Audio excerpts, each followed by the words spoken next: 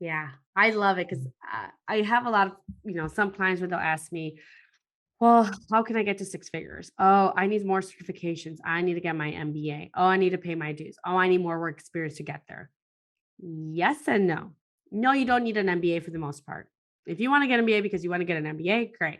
If you've done your research and you know that you want to become, I don't know, a chief marketing officer, and 90% of them tend to have their master's in marketing.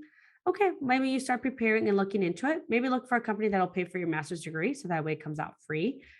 But you want to make sure you create a plan. And the biggest mistake I see people, they'll say, I want a six-figure job, but I just can't seem to get it. I never get interviews, I get low offers. I also see them apply to jobs that are not six figures. But let's just say they're making 60. They're applying to jobs that are 65 to 68,000 and they expect to get a six figure or $100,000 salary offer. No, no, that's not going to happen.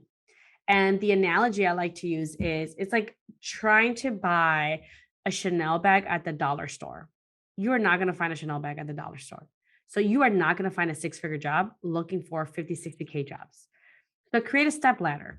If you're currently making 40 and maybe the next job you want to get is 60 to 70K, again, you want to do that analysis of saying or audit. I have these skills, I don't have these skills, but maybe I should need to start. They said they need like a requirement, project management certificate.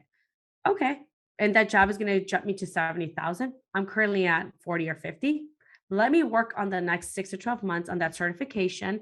So once I've been in my role for 3 years, I can apply to that project manager role. And I'm going to look for project manager roles that are paying 70,000 or more. Once you have that project manager role, what is my next step? Do you enjoy project management? Yes or no? Maybe you want to become senior project manager. Okay, that's going to get me to like the 95, 100K. And maybe I should go into a technology company because they tend to get paid more. What do I need to become a senior project manager at a tech company? Let's look at job postings and see what I need to start developing now before I want to apply to that job. Once you get to that job, well, now you want to be director of project management office. And again, that step. And for me, I went from like making 36,000 to six figures in about 6, 7 years.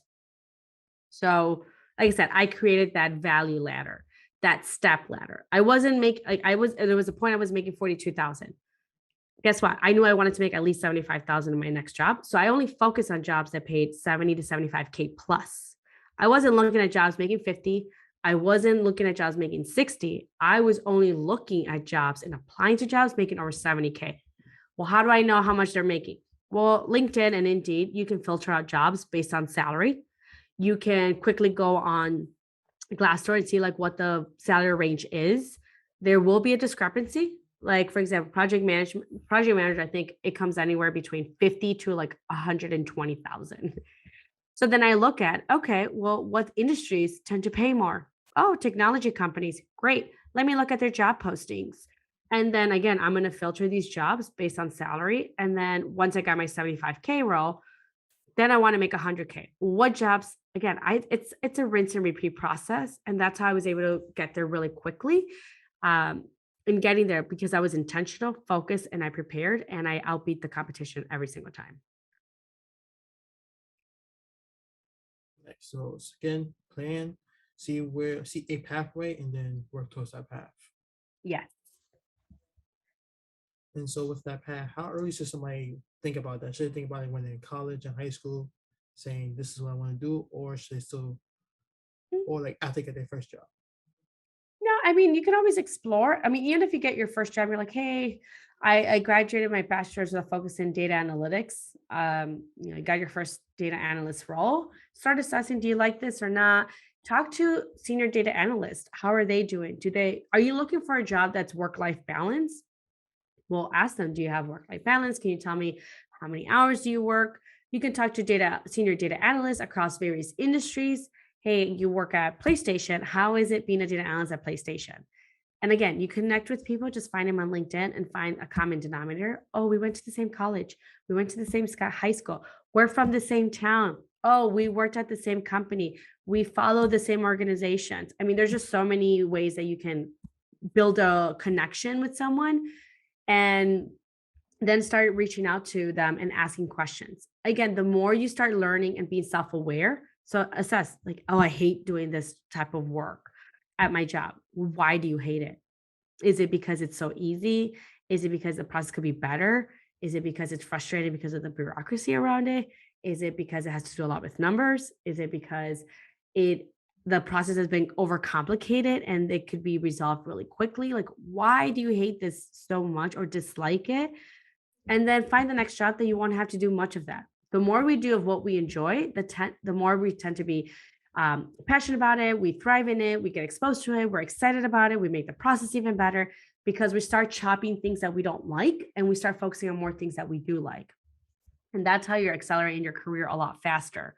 So I would say, like, talk to people, ask them, hey, can you tell me you've been a senior data analyst now for 3 years? What has been your biggest achievement? What do you think has made like the biggest, what have you learned the most in the past 3 years as senior data analyst that you wish you would have known starting out?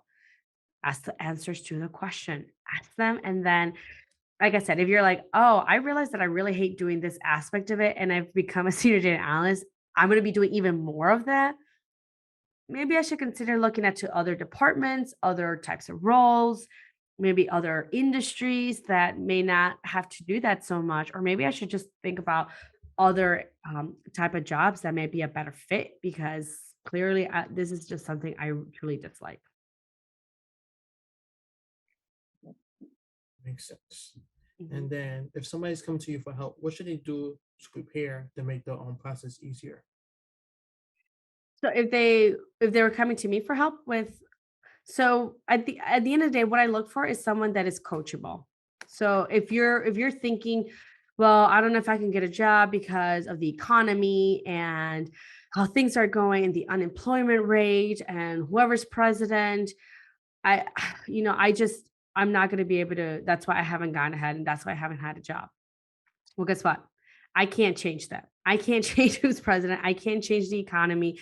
I can't change where you went to school. I cannot, I have no control over that.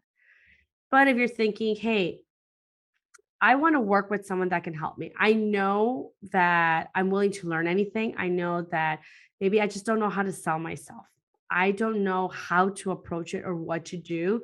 But if someone just taught me or showed me how, I would implement and take action. Well, guess what? I can help you because I can help. I already have the strategies that have been proven and tested against pandemics and people with no experience, people with a lot of experience. I've had stay at home moms who haven't worked in 15 years. And after working with me, can get jobs within 90 days and get paid really good salaries. They don't have to start from scratch. So if that's all you need, strategies and execution, what to do and how to do it, I can help you with that. You are totally my ideal client because, again, you have a different mindset. Again, I know some clients, well, I want this job, but I didn't graduate from an Ivy League degree. Okay, well, I can't change that. You already went to school. You already graduated that. But you're like, I know that there's some people that work there. They don't have Ivy League degrees, but I want to know how they did it. And as soon as I know how to do it, I'm willing to do anything to work at this company.